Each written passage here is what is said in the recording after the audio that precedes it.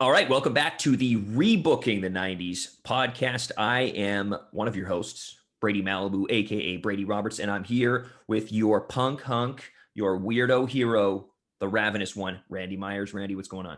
This is it, darling. I'm stoked for our very first pay-per-view on Rebooking the 90s, buddy. Big show today. Big, Yeah, big no, show today. definitely. Yeah, Big Show will be involved even. Big Show will be involved, yeah. Yeah. And I was just re-listening to our TV shows. Okay, We yeah. recorded those last week, so I needed to re-listen and just make sure I had everything in my mind for this pay-per-view. And I got to say, man, I'm very excited for it's the Super Space Champion Collision. Is that correct? Is that the name of your pay-per-view? Yeah, that is the Super Space Championship Collision. Yes, it is Right. indeed. Live from the Slinky Saddle Dome in Calgary, Alberta. Blinky Saddle Dome in Calgary, Alberta. Big show. And I'm thinking that, I got a lot of questions coming into your pay-per-view. Well, I got a lot of answers. Is China and Rick Rude going to work out? What's Lance Storm's book review going to be of Mick Foley's new book? For sure, don't forget the T, Lance T. Storm, yeah. Lance T. Storm, yeah, of course. Will Bob Holly be able to convince Arn Anderson and the fans of his flat Earth theories? There's so many questions heading into your pay-per-view. Exactly. What will Abe Lincoln's debut match be like, right? Exactly. And who will he wrestle?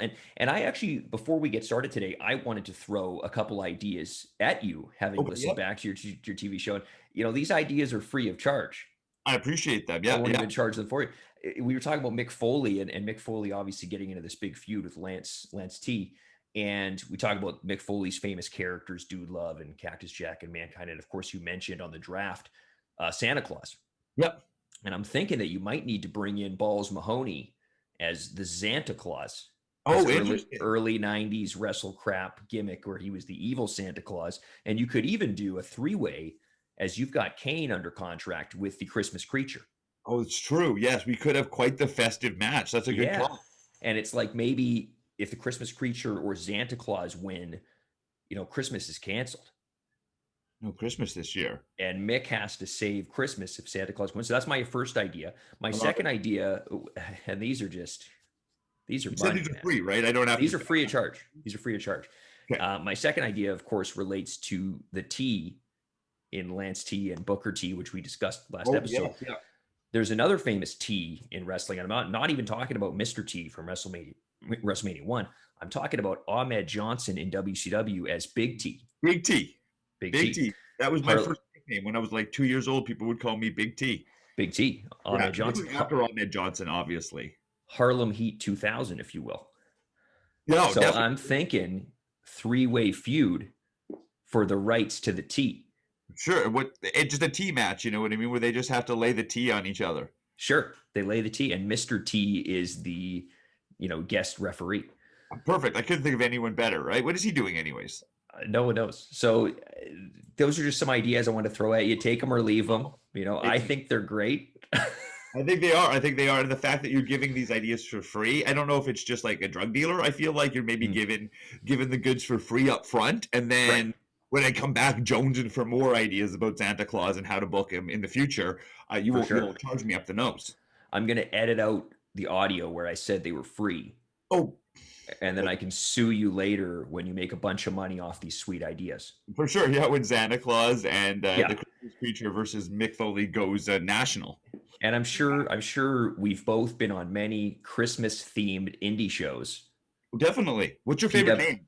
PWA Christmas Slam, I think, was Seasons Beatings. Seasons Beatings, yeah. Definitely been on. Yeah. I've been on like toy drives. I've done wrestling for hunger. I've done so body slams for toys, I believe was one. Yep. Lots of Halloween theme shows. So yeah, you could do all sorts of stuff with the roster you've got, man. What holiday hasn't been utilized that we think like maybe like an Arbor Day, arm drags on Arbor Day? Yeah. Yeah. We'll have to take a look at the St. Patrick's Day backdrops. I don't know. St. Patterson's Day. How about we have that? Is that a thing? St. Pat Patterson's Day, yeah. They did do the St. Valentine's Day Massacre that one year. I do remember that, yeah. Of course, the debut of Paul White.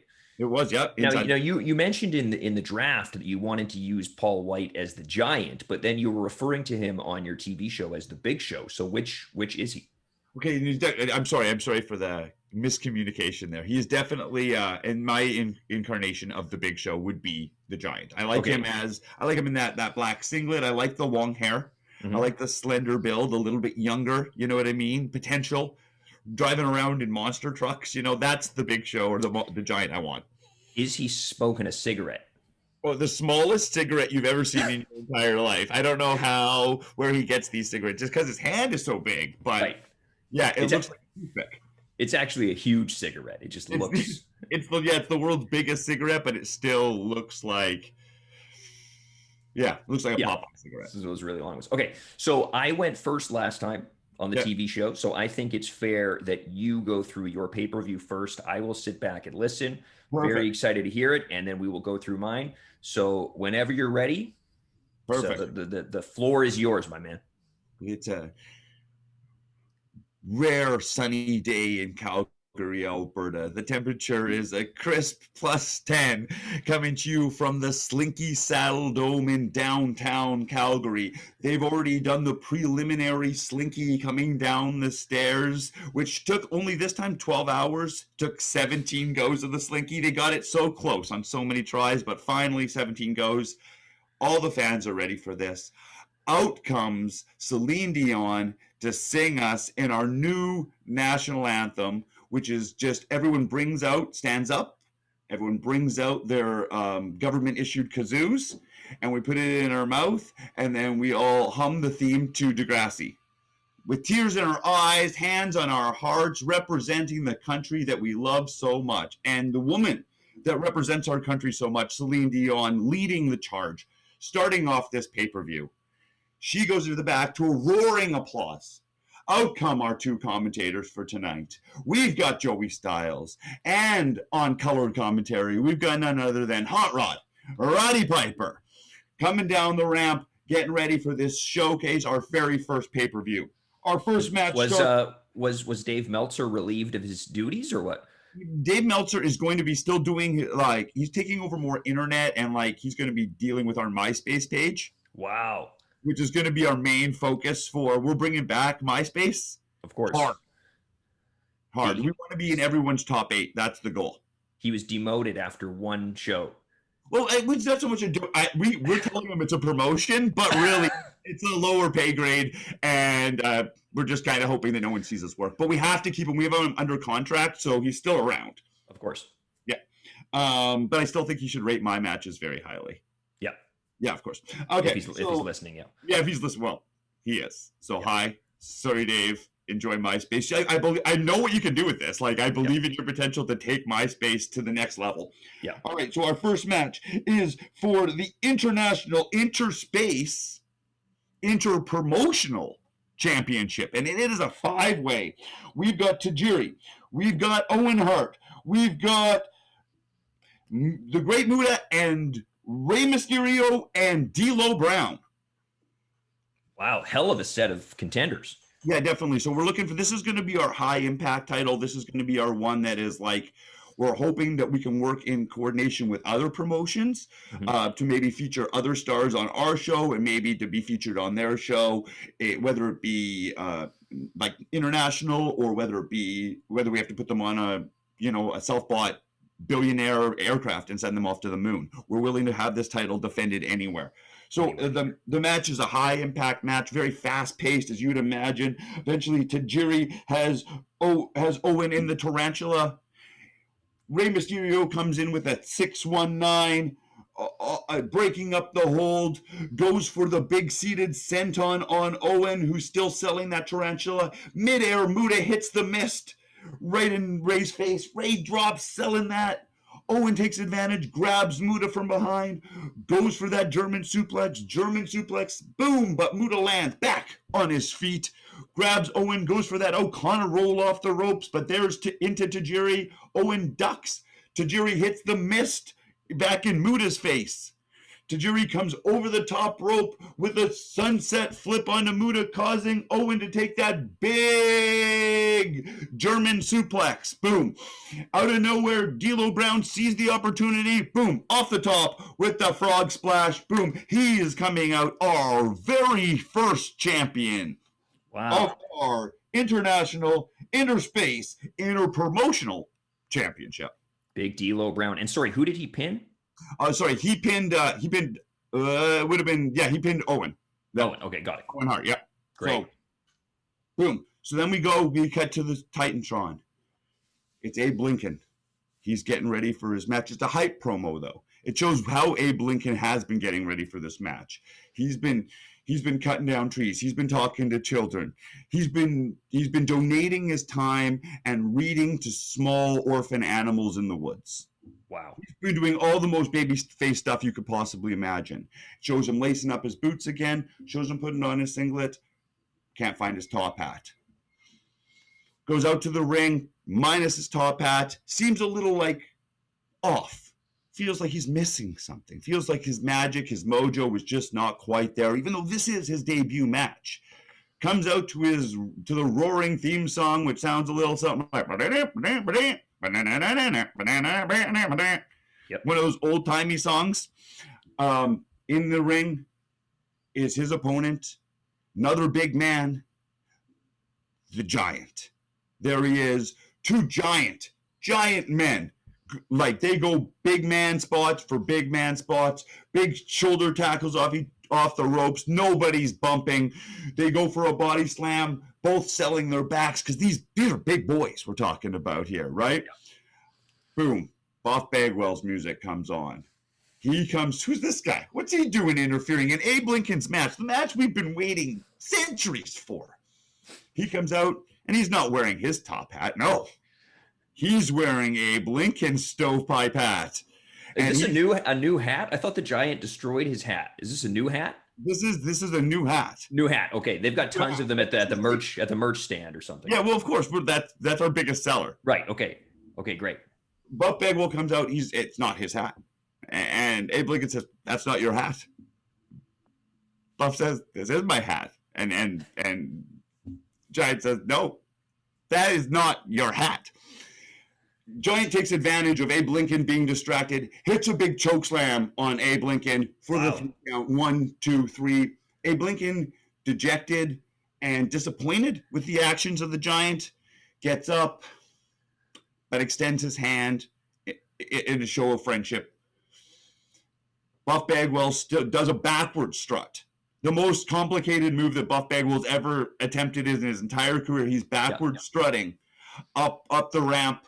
This is infuriating Abe Lincoln. He's upset, but he's not showing it. He's taking it, holds up the Giant's hand, and walks out, losing his debut match, the match we've been waiting for all this time, due to distraction from that no good Nick that is Buff Bagwell. I love the idea of Abe Lincoln and Buff Bagwell feuding with the top hats. Right? Yeah. I love it. I think it's time, he better not airbrush it. Can't that's too far. Yeah. Right. Then we go to a backstage segment where we just see Mike Awesome tearing up everything backstage, running ransack through all the locker rooms, throwing bags, having the most diva-ish kind of temper tantrum you've ever seen because he's not booked. He's not booked on our prelim pay-per-view. He's not here. He thinks he's our star. He was in our main event of our first television show. And now he's not even anywhere to be seen on the card. Find Spike Dudley playing with a vintage Game Boy in the back. Probably Tetris, but getting his highest score of all time.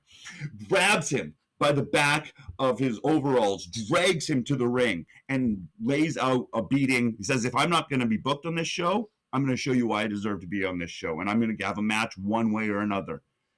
Lays the beating to Spike Dudley.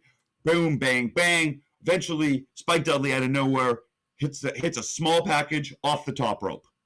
First time ever. Off the top rope. Wow. Top rope, small package. Yep.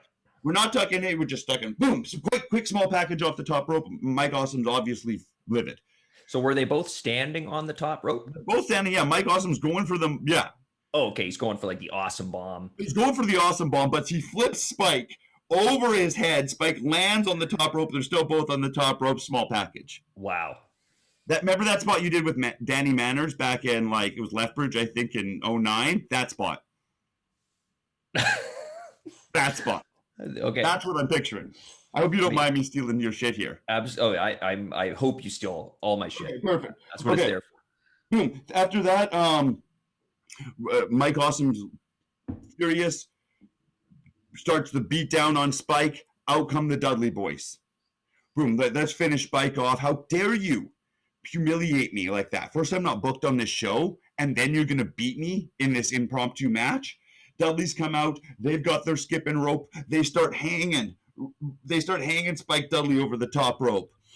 Out come the Hearts. Boom. We're right into the next match. The newest Hart Foundation come out. There's Jim. There's Ross. They're not taking no for an answer. They've got on the tightest jeans you could possibly imagine. So they're running to the ring, but it's hard because they're tight jeans, right? Cowboy boots, tight jeans, start laying the beat down on the Dudleys. Mike Awesome's beating Spike. He's taking them all throughout the arena, beating him out of the ring, and they're taking it backstage at this point. So it's just leaving the Dudleys and the newest Hart Foundation inside the ring. It's a brawl. It's not. This match looks like the referees lost control right from the beginning. It's kind of your ECW style, like New Jack, weapons everywhere, just complete bedlam, mayhem, if you will, anarchy.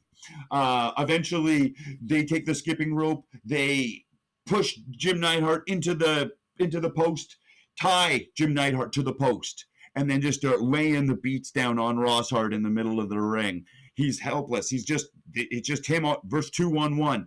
Out comes Owen Hart to make the triumphant save, but boom, from behind, there's Mike Awesome. He's already made short work of Spike Dudley, and he's there to take out Owen.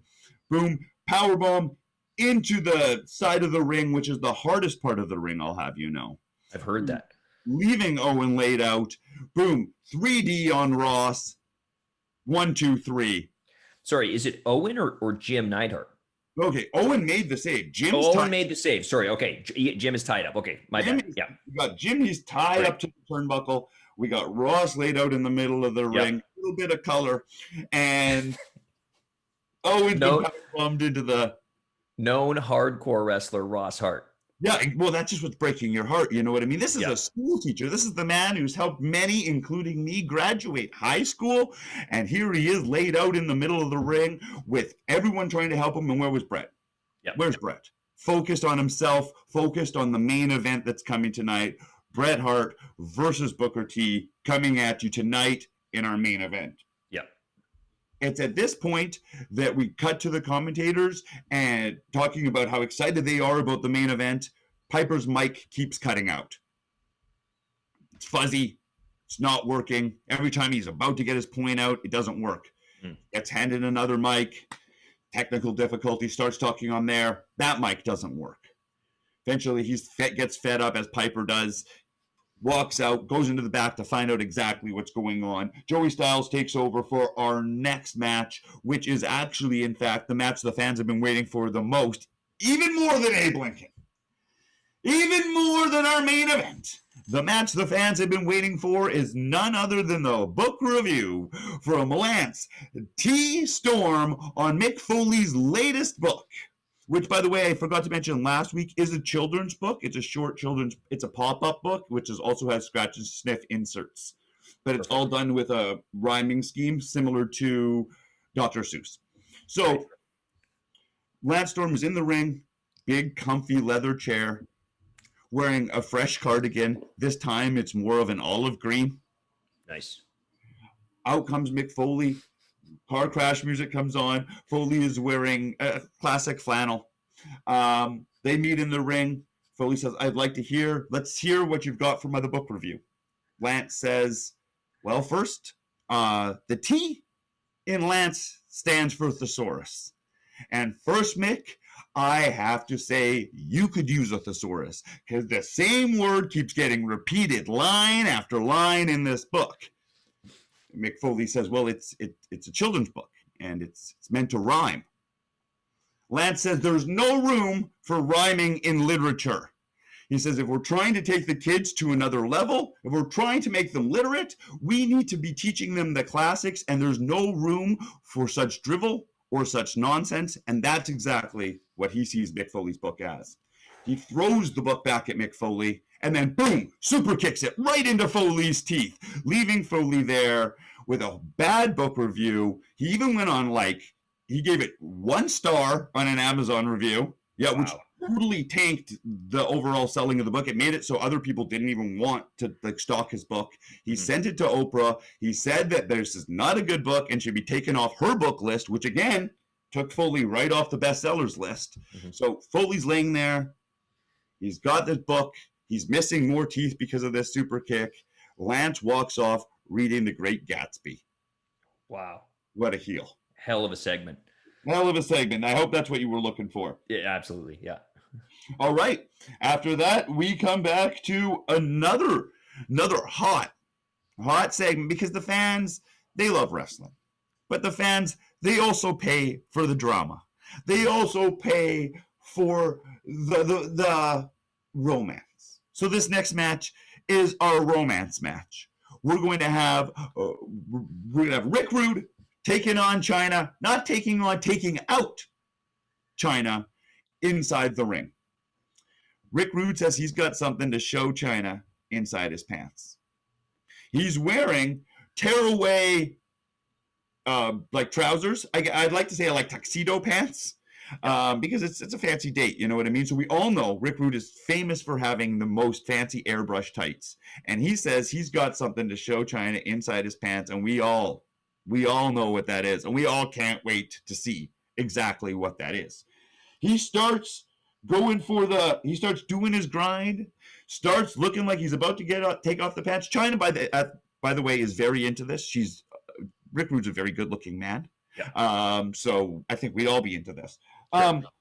At that point, just when he's about to take off the pants, boom, out comes Arn Anderson, pulls out Rick Rude's legs from behind him. Rick Rude takes the big face bump in the middle of the ring, pulls out Rick Rude, Arn Anderson hits the big spine buster on the outside, just starts laying the beatdowns. At this point, China's confused and she's distracted. In from behind, Bob Holly. Flat earther. With the flattest globe you've ever seen. I don't know where he found a flat globe. Some people call him a map, but he calls it a globe. And he smacks China over the back of the head with it, leaving China in the middle of the ring. Starts preaching about the flat earth. At this point, Rick Rude, incensed, overcomes Arn Anderson, dives into the ring, hits the Rude Awakening on Bob Holly. Boom, makes the save for China. Pulls China up to her feet. China drops to her knees. Low blows Rick Rude. Grabs the phone and says, I appreciate it, but I can fight my own fights. Wow. Boom. Rick Rude kind of smiles at her, smirks, gives her the wink. China helps Rick Rude to his feet. They walk off to the back. Wow. At this point, it's time for our Ultimate Universal Title to the Extreme match. We're still got one commentator. We've just running solely on Joey Styles. Roddy Piper's been seen in the back, trying to get a hold of somebody, trying to figure out who's been the one who's been cutting off his mic. Mm-hmm. Out to the ring comes Bret Hart, who's very focused. He knows what has happened to his brothers earlier in the night. It's obviously not going to be easy on him, but he's still very focused as only Bret could be. He's coming out to the ring. Booker T comes out to the ring. They start going toe to toe, having one of the most classic main event matches you could ever imagine. Everything you could possibly want, they keep going for. Axe kick after sharpshooter, reversal after counter. They go a good 20 minutes when the lights go out. The lights come back on. The cage is now surrounding the ring. And the Titantron comes on and says, this is now a cage match. There's nobody to be seen on the Titantron. It's just a voice. It's that weird voice that you hear people using on like Instagram or like TikTok or something, where it's like that weird computer voice. Yeah, like, yeah. You know, this match is now a cage match. So the cage match goes on. They go another 20 minutes. This title obviously means the world to them. They're bloody at this point, beaten, bruised, tired. And then the lights go out again. Boom, lights come on. The cage is now got a top on it. It is now officially a Hell in the Cell match. They go another 15 minutes in that Hell in the Cell. Lights go out again. This is now officially an Inferno match. The ring starts on fire. All over the posts are on fire. All around the ring. You can imagine the sweat. I get sweaty after 5. I'm sweaty talking out this match. Yeah. I get sweaty after 5 minutes in the ring. You can imagine after 45 minutes of sweat and tears and cage and blood and all that heart and all that emotion, these men are just, they've lost 5 pounds. They're losing, like they're almost not in a heavyweight division anymore. They've got no more in them. Big axe kick finally from Booker T on Bret. Boom. 1, 2. Bret kicks out. He goes for a second one. Spins that or misses it. Catches him. Sweeps the legs. Locks in that sharpshooter. Boom. Lights go out again. Oh my God. Can you see what's going on in the ring because there's fire, or is the fire? Oh yeah, the fire. Yeah, so you can see the fire, but that's it. So it's still like you can like adding drama. Sure, and like, sure. You know what I mean? But at this point, also the bottom of the cage is getting red hot. Yeah. It's probably melting around from the flames, right? Yeah. So but at this point, the lights come back on. The flames go out. The cage lifts. They say this is now officially a triple threat match. Both men entirely spent, nothing left in their entire repertoire. When out comes your final opponent for the match, none other than our already crowned champion, D'Lo Brown, comes to the top rope, hits a big frog splash on Bret Hart, looks at Booker, gives him one for the trouble. And then that is our new champion, our 2-time champion, both our champions, going home after our very first pay-per-view. Awarded, our new champion is D'Lo Brown. D'Lo Brown, 2-time champion, first pay-per-view. Here we go. Oh my God. What an ending. Right? Leaves you hanging. Who is behind Roddy Piper's mic going out? Who's behind the main event changing? Who is in control of this pay-per-view? Who is in control of this company? All these questions to be answered next week. So many questions. What's going on with Kane's barbecue joint? Oh, yes, exactly. Does he have something to do with the main event being all of a sudden an Inferno match? Insanity. Is this really like inserting advertising? Is it really just a long plug to get everyone to go to Kane's barbecue restaurant? Who knows? Wow. And D'Lo Brown straight to the top. That's what I thought. You know, I mean, I know it was a little bit of like foreshadowing. People saw when I booked D'Lo Brown or drafted D'Lo Brown, they could assume that was where the booking was going to go. So I feel a little bad for like my lack of creativity on D'Lo's end, because I feel people just knew it. You know, you got D'Lo on your roster, you push him to the top. Right. Well, especially, you know, I'm sure you're paying D'Lo Brown just an exuberant amount of money. Well, see, the thing is about D'Lo is he's actually has a law degree. And so what he does is he actually helps us quite a bit financially. He helps us launder a lot of money. He helps us like financially stay secure. You know what I mean? Right. He makes sure the right people are paid and the wrong people aren't paid. Right. Of course. Does that make sense to you? You know what I mean? As promoters typically do. Yeah, exactly. Right. Yeah. That's why we've never been paid, because I think we're the wrong people. We're the wrong people. Exactly. Well, that's great, man. Did you get all your segments in? Did you miss anything? I didn't miss any segments. I got them all in this week. Amazing. I love it. Yeah. That's great. Tons of questions, lots of drama, high drama, unpredictable main event. Exactly. Swerves, all sorts of stuff going on. You got to tune in next week because you want to know where is this all going to go. You know what I mean? I'm incredibly intrigued by what's going to happen next year. I love it. All right. I want to hear what you got, Brady. I've been waiting. If you're done, we're on to me, man. We are on to my first pay-per-view, the Clash of the Champions tonight, where we crown not 1, not 2, but 3 different champions. And I'm going to guess that D'Lo Brown will not be one of those champions, only because all 3. He could be all 3 of the champions. He could be all 3, which would make him a 5 Five-time I want to champion. remind you that he is interpromotional champion. True. So he could. He could. Okay, so we're going to start with a quick little pre-show. Pre-show begins. This is the free-for-all. This is Sunday Night Heat, whatever. Okay, this is the pre-show. Pre-show begins in the back in the loading bay, and a stretch limousine pulls up once again. But it's not the $1 Million Man, Ted DiBiase. No. It's the nature boy, Ric Flair. He gets out of the stretch limo, and behind him, it's Kurt Hennig, Mr. Perfect. It's Crush, Kona Crush, and it's Bobby the Brain Heenan. Oof, what a stable. The hell of a stable. The Heenan family, last time we saw these guys, they were standing over Stone Cold Steve Austin at the end of the last episode of Breakout. So Ric Flair, he turns the camera. He says, last week was step one. Tonight is step two. We're bringing the World Heavyweight Championship to its rightful owner, the Nature Boy, and back to the Heenan family. And Bobby Heenan says he loves it when a plan comes to fruition. He loved watching these guys beat up Stone Cold Steve Austin. And you know what? He's not going to be an announcer anymore because he's too busy being a super agent to the stars. So he quits his job as an announcer. We cut to Jim Cornette's office, and Cornette's freaking out. He says, I had Tony Schiavone and Bobby Heenan as my announce team. I need a second announcer for the pay-per-view tonight. And he turns to the host of our show, the beautiful Sonny. And Cornette says, you know what, Sonny? It's time to show the world you're not just good looks. You got a lot to offer. You got great analysis on the product. And tonight, you're going to announce the show with Tony Schiavone. And Sonny's excited, and she heads out of the office. And in walks the rattlesnake himself, Stone Cold Steve Austin. He limps in. And Cornette says, Steve, I know the doctors assessed you earlier today. Your knee is not okay, and I don't think it's a great idea. And Stone Cold cuts him off. He says, tonight, Stone Cold Steve Austin is going to stomp a mud hole in 5 guys, and he's going to win the World Championship. And Austin storms out.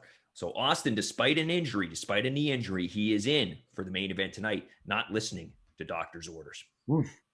We head to the ring, final segment of the pre-show.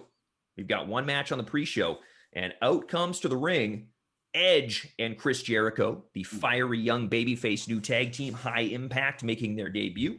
I'm waiting on this one. And they are followed by their opponents, the new tag team of Goldust and La Parka. We saw them last week. We saw them last week in the back becoming friends. So good little match, quick little 5-minute match. Goldust and La Parka, they're trying to work things out, but they are just not on the same page. Goldust does not understand Lucha Libre, and La Parka does not understand this bizarre man, Goldust. So Edge and Jericho, they're hitting all sorts of cool high-flying combo tag team moves. Finally, Edge hits a spear on La Parka. Jericho flies out of nowhere with the lion salt. 1, 2, 3. Edge and Jericho celebrating big debut. Went better than Abe Lincoln's debut. And the graphic, there's a graphic breaking down the 5 matches for tonight's show. And we switch to the pay-per-view broadcast. Pyro. Just an insane amount of pyro. Good, you got that pyro budget, so you got to spend it well. Huge pyro budget. The fire department was not notified. They're very upset. The amount of pyro. Tony Schiavone and Sonny welcome us to the Clash of Champions. And Rob Van Dam's music hits, and he heads to the ring with Sabu. And, of course, their opponents tonight, Japanese legends Hayabusa and Jushin Thunder Liger. High-impact match, jeez. Big high-impact match. No Ultimo Dragon at ringside tonight because he is busy preparing for the World Championship title match. So, crazy, hot opener, high-flying moves all over the place. 2 babyface tag teams, crazy moves, big sequences. This is a spot fest, if you will. Sabu, he brings a chair into the ring. He jumps off the chair for the triple jump moonsault onto Liger. But before he can get the 3 count, Hayabusa crashes down on the 2 of them with a moonsault off the top rope, breaking up the pin. And this breaks into a 4-way schmoz. Van Dam jumps to the top rope, but he's shoved off the top to the floor by Hayabusa. Liger backdrops Sabu over the top, and Hayabusa and Liger hit a big running double dive over the top rope onto Sabu and Van Dam. Hayabusa throws Van Dam back in the ring. He goes for the lion salt, but Van Dam moves. He hits the ropes, rolling thunder onto Hayabusa for a 2 count. Liger comes back in. He's intercepted by Sabu. Liger kicks him, nails him with a brainbuster. Liger heads up to the top, hits a shooting star press, boom, on Sabu. But he hurts his ribs in the process. He rolls over, and out of nowhere, 5-star frog splash from Van Dam. 1, 2, 3. Van Dam and Sabu celebrate a hard-fought victory. Wonderful. Great match. What a match. Great opener. Hot opener. We head to the back. Doink the Clown has a carnival stand set up. He's got prizes. He's got giant teddy bears. He's got it all. He's got a game set up. He's got cups stacked up, and guys are throwing balls at the cups. And he's sitting on a stool. He's smoking a cigar. He's looking like an evil crime boss. He's the Joker in this world. Okay. Wonderful. Evil clown. So the guys throwing the balls, it's a group of jobbers. It's the Brooklyn Brawler. It's Barry Horowitz. And it's Salvatore Sincere. They're throwing balls, and nobody can hit anything. These guys are awful. Okay. These journeyman carnival attendees. Up walks Tiger Ali Singh. Ooh. He introduces himself. He says, you know what? I got lots of money, and I'd love to play this game and beat all you guys this game. So he takes out a stack of cash. He throws down a stack of cash. Doink gives him 3 balls. Tiger throws a ball. He misses. He throws a second ball. He hits the cups. Nothing falls over. He throws it harder on the third throw. Hits it. Nothing falls over. What the heck's going on? This game is rigged. Tiger Ali and the jobbers, they walk off. Doink counts his money. He stands up. He grabs the stack of cups. They're all super glued together. And he walks off. Doink has scammed the jobbers. Yeah.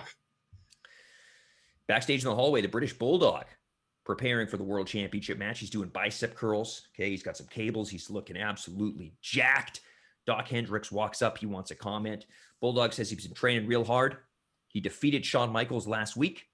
And tonight, he's going to become the first World Heavyweight Champion. In the ring, Disco Inferno is dancing to some disco tunes. Yeah, exactly. He's dancing. He's loving it. He grabs a microphone. He says, you know, I might be dancing, but I'm still very upset that I'm not in the World Championship title match tonight. As he should be. As he should be.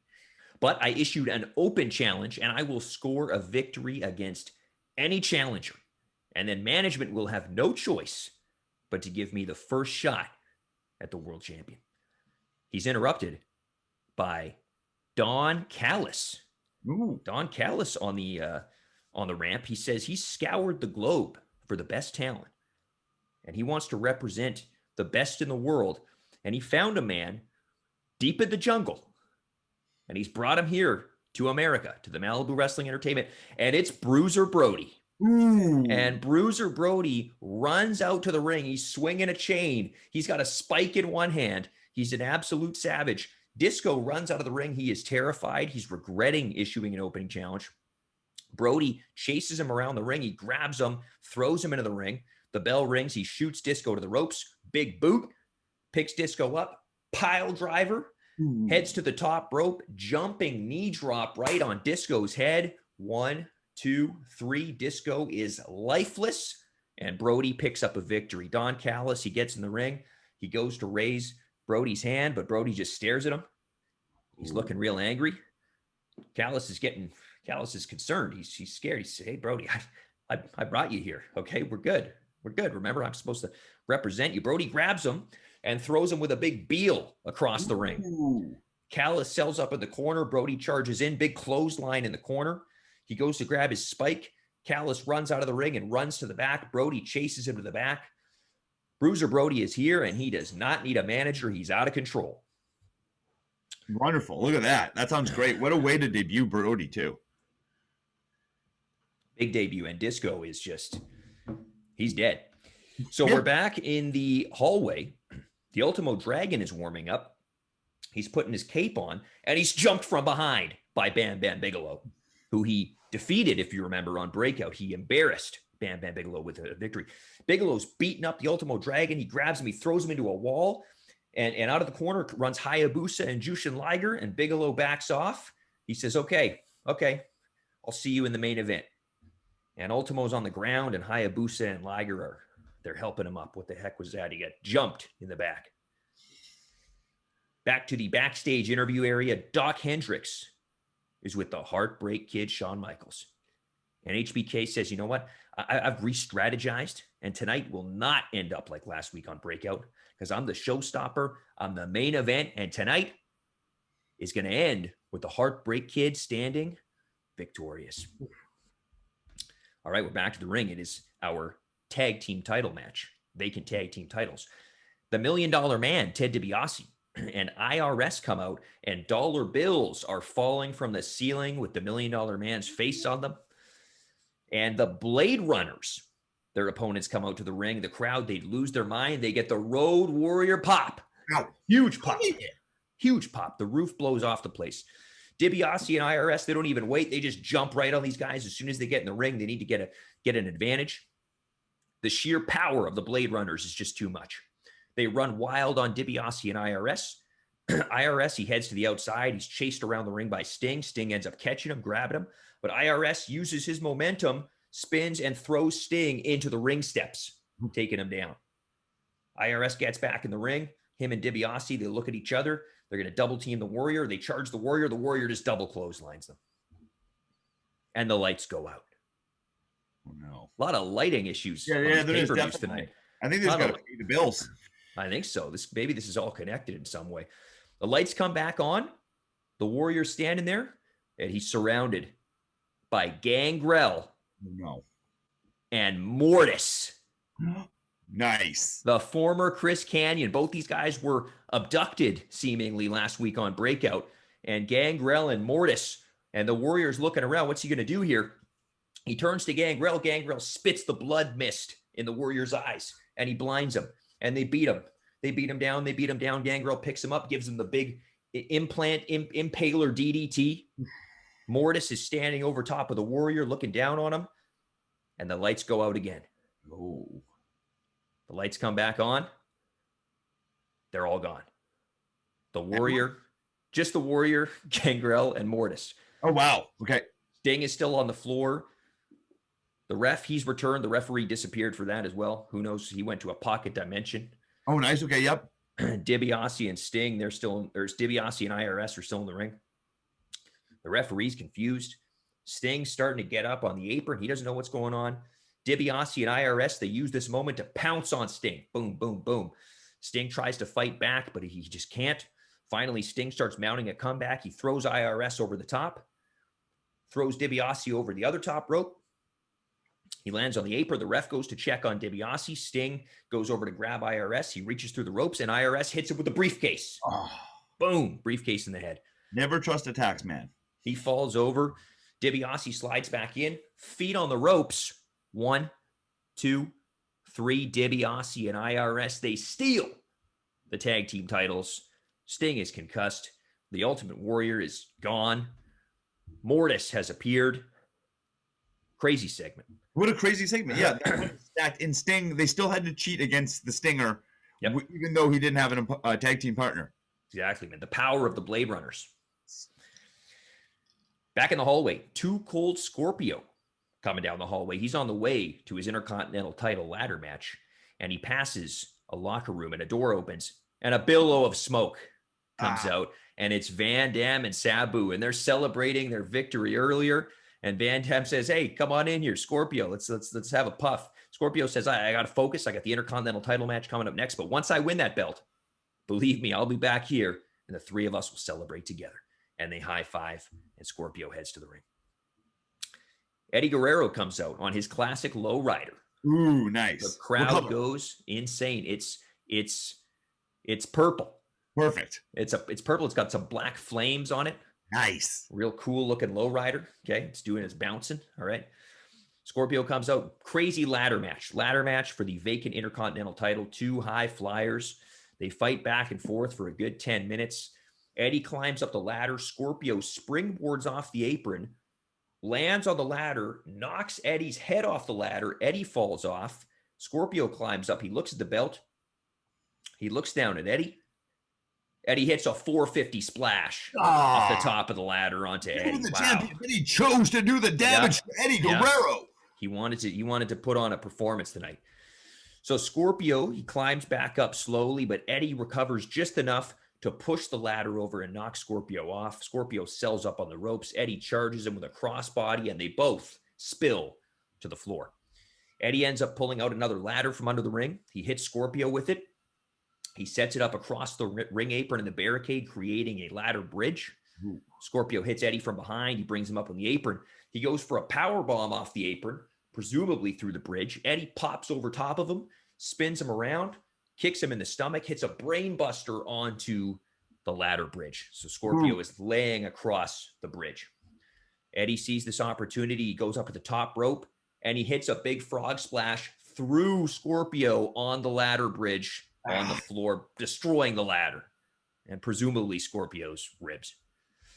Eddie climbs slowly back up in the ring. He climbs up the ladder. He grabs the Intercontinental title. He pulls it down. The crowd goes wild. Eddie falls to the mat. Eddie climbs into the crowd. He's celebrating in the crowd with the Intercontinental title, and the people are going absolutely insane. As they would, as they should. As they would, as they should. A crazy ladder match. We're back in Ted DiBiase's locker room. 2 glasses of champagne cheers together. They're standing there. They got the tag team titles over their shoulders. They're sweaty. They had a hard-fought victory tonight over the Blade Runners. How could they be proud of that win, though, Brady? How could they be proud of a win like that? Hey, they got the belts. They got their hands raised. That's what matters to these guys. Busting. We hear some work being done. We pan over and see an ass crack, and it's TL Hopper. You know that ass crack. He's installing their 24-karat gold plated toilet. DiBiase says, hey, plumber boy, I paid you real good. You better hurry up and get that thing installed over there. And TL says, yes, sir. IRS says, you better put some enthusiasm into that. I know you haven't properly filed your taxes in years. No. And it's yes, sir, Mr. DiBiase. And DiBiase says, no. It's yes, sir, Mr. World Tag Team Champion. And DiBiase does the evil laugh, and TL looks sad. And it's time for our main event. Oh, here we go. And I need a sip of water because this is a big one. My voice can't handle this. This is where we've laid down all our bets on this main event. This is going to make some people very rich and some people very poor, Brady. I hope you lay it out right. What's your bet for the main event?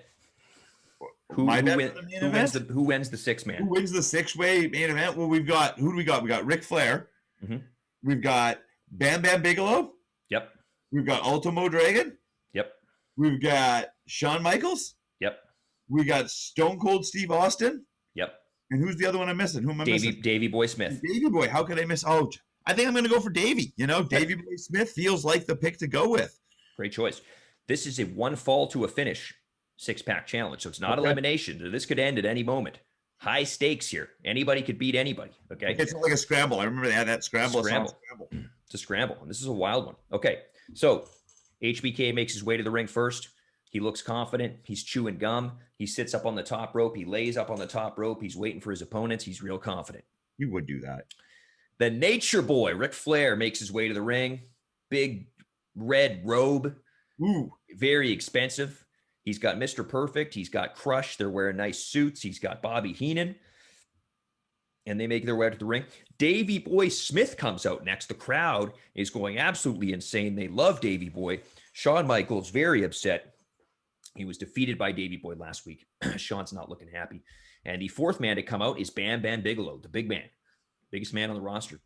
Bam Bam is making his way to the ring, and he's jumped by the Ultimo Dragon, Jushin Liger, and Hayabusa. They're beating him up with a kendo stick on the floor. They got 3 kendo sticks. These guys are just beating the crap out of Bam Bam Bigelow. The ref runs out here. He's trying to break up the fight. Crush and Kurt Hennig, who are standing kind of by the entranceway, they start jaw-jacking with Hayabusa and Liger. Crush shoves Hayabusa in the face. They start brawling. Everybody's fighting on the floor. A wild brawl is happening. Ric Flair comes out. He gets involved. Shawn's just sitting on the top rope laughing. He's watching this. Hayabusa, Liger, and the Ultimo Dragon go to the apron. They jump up. Triple acai moonsault onto Crush, Hennig, and Flair. The crowd goes absolutely nuts. More referees and officials run out. This match hasn't even started. They're able to get Hayabusa, Liger, Kurt Hennig, and Crush ejected to the back. Okay, we got a mass of officials and referees. They're getting these 4 guys to the back. You can't be out here. This is insanity. As they're doing this, Bam Bam attacks the Ultimo Dragon again from behind. He hits him in the back with a steel chair. He grabs him by the mask. He pulls him over to the announce table, goes up on the announce table, big reverse pile driver through the announce table. The Ultimo Dragon laying on the floor. Officials are coming out to check on him. Davey Boy's yelling at the ref to get some semblance of order here. And the glass breaks. And it's Stone Cold Steve Austin. And he limps his way to the ring. He's got the messed up knee. He's got the big knee brace on. It's all taped up. The crowd goes absolutely insane. This is like it's a double Road Warrior pop. Ooh. Okay? This is the kind of pop. Warriors popping for themselves. Yeah. This is the kind of pop that I would have got back in, PWA Summer Heat. So Austin gets in the ring. The bell finally rings. He charges Ric Flair and everybody starts brawling. It's a melee, okay? Austin and Rick, they fight right to the floor. In the ring, Bam Bam and Shawn Michaels start teaming up on the British Bulldog. The heels, they're double teaming British Bulldog. Outside the ring, the officials are still checking on Ultimo Dragon, and the doctor deems the Ultimo Dragon unable to compete. Oh. Ultimo Dragon, he's concussed. He was pile driven through a table to the floor. Been through a lot. He's been through a lot. Officials, they help him to the back. A heartbreaking moment for the Japanese legend, the Ultimo Dragon. Just a boy. Chance for the world title is ruined by Bam Bam Bigelow. Back in the ring, Shawn and Bam Bam, they're putting the heat on the Bulldog. On the floor, Austin, he throws Flair over the barricade. He goes in the audience. Heenan approaches Austin. Austin just shoots him a look, and Heenan backs off. Austin hops over the rail. He's fighting with Flair in the audience. They're fighting all over the building. Back in the ring, the Bulldog, he mounts a comeback. He press slams Shawn over the top to the floor. Bam Bam jumps him from behind. He goes for a slam. Bulldog escapes. He hits the running power slam on the big man. He's able to pick up Bam Bam and slam him down with the strength of Davey Boy Smith. Yep. Shawn pulls Bulldog out of the ring before he can make the cover. They're brawling on the floor.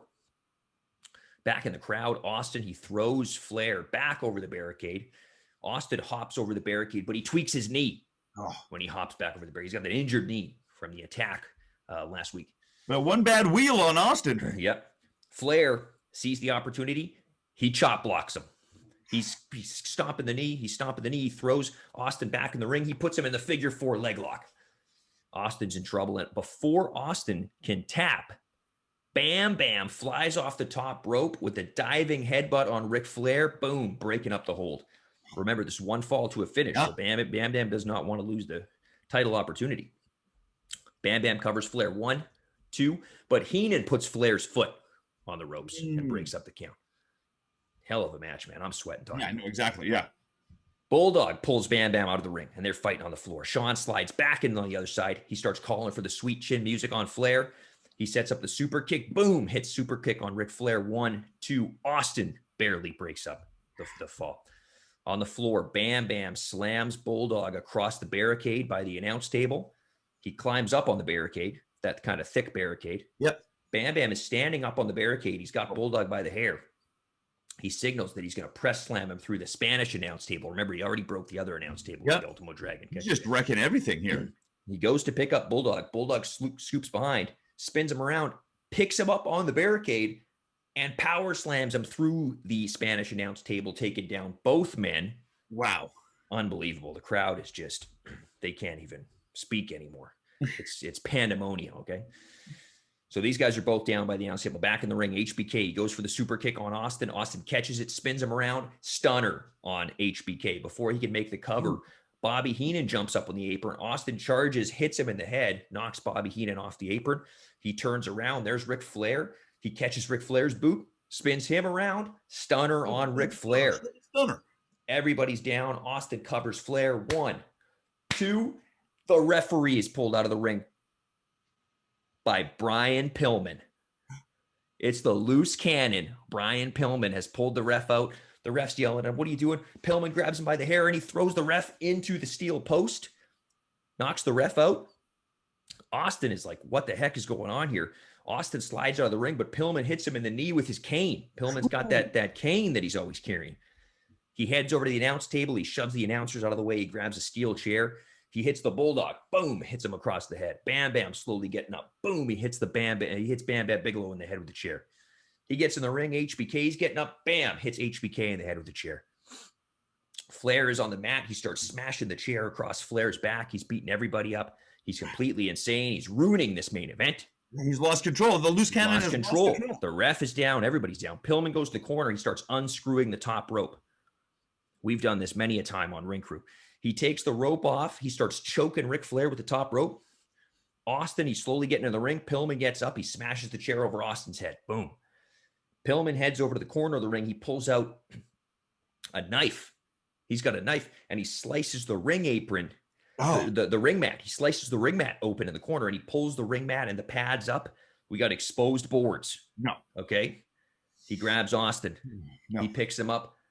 Pile driver on the boards. Oh, my God. Pillman slices his arm open in the melee on the wood.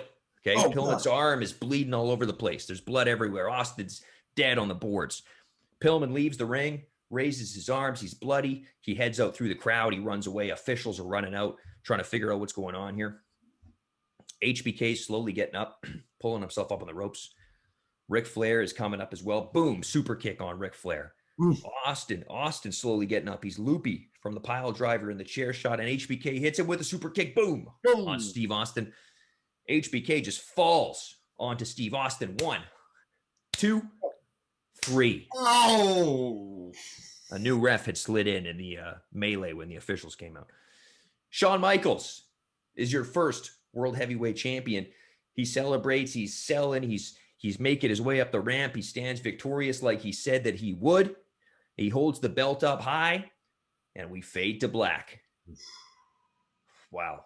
What a show. What a show, Brady. What a main event. Like, both of our main events ended in such mayhem and just like fell apart. Where is the order? Where is the control in these promotions? Absolute pandemonium. Brian Pillman shows up. The loose cannon is here. He's made an impact. He took out everybody in the main event.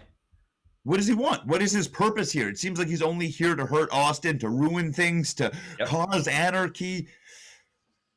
Insanity. Will we get an answer from Pillman on his actions next week?